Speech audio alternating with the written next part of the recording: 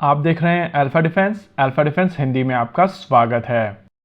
आज के इस वीडियो में हम लोग बात करेंगे F-35 लाइटनिंग 2 को लेकर। इस फाइटर जेट को लेकर हम लोग कई बार पास्ट में बात कर चुके हैं और जब भी हम लोग इसके बारे में बात करते हैं तो दो एक्सट्रीम तरीके की ओपिनियन निकलकर सामने आती हैं। लेकिन इन ओपिनियंस के बारे में बात करने से पहले आइए ये समझ लेते हैं कि आज हम लोग इस फाइटर जेट के बारे में क्यों बात कर रहे हैं। यूनाइटेड स्टेट्स ऑफ अमेरिका के डिपार्टमेंट ऑफ डिफेंस की तरफ से एक वाइट पेपर पब्लिश किया गया है जहां पर कहा गया है कि F-35 लाइटनिंग 2 की प्रेजेंस साउथ चाइना सी के आसपास बढ़ाई जानी चाहिए और ये यूएस की प्रायोरिटी होनी चाहिए। इनफैक्ट फर्दर डिबेट में ये भी कहा गया है कि चाइना के चारों तरफ जितने भी उनके नेबर्स हैं उनके पास में F-35 कैटेगरी के फाइटर जेट्स होने चाहिए ताकि चाइनीज थ्रेट को न्यूट्रलाइज किया जा सके।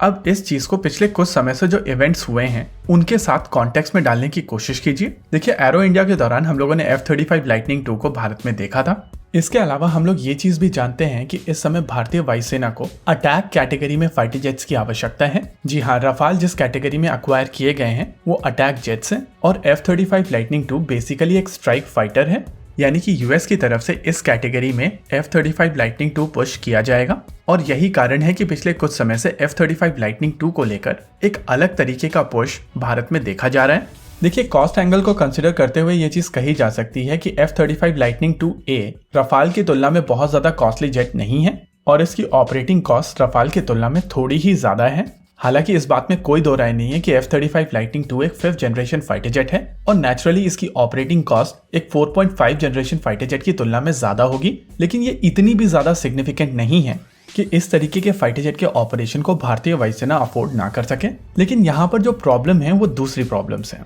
पहली चीज, आपको यहाँ पर यह समझना पड़ेगा कि भारतीय वायुसेना की रिक्वायरमेंट क्या है।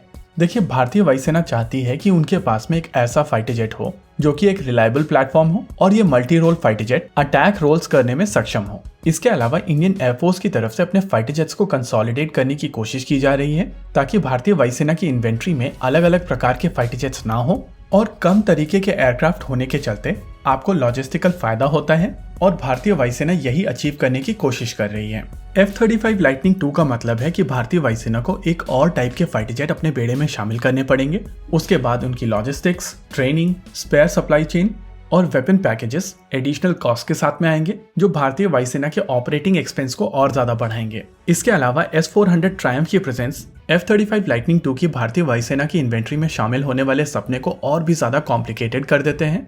यूएस की तरफ से ये चीज पहले ही कही गई थी कि वो लोग नहीं चाहते हैं कि एक ऐसे कंट्री के पास में F-35 लाइटनिंग 2 हो जो ऑलरेडी S-400 ट्रायम्फ ऑपरेट कर रहा हो और इस ऑपरेटर की मदद से रशिया के पास में इस फाइटर जेट को लेकर कुछ डेटा पहुंचे, क्योंकि अगर ऐसा होता है तो इस फाइटर जेट से रिलेटेड डेटा ना ही केवल यूएस को नुकसान पहुंचाएगा बल्कि उनके एलाइज को भी काफी ज्यादा नुकसान पहुंचाएगा।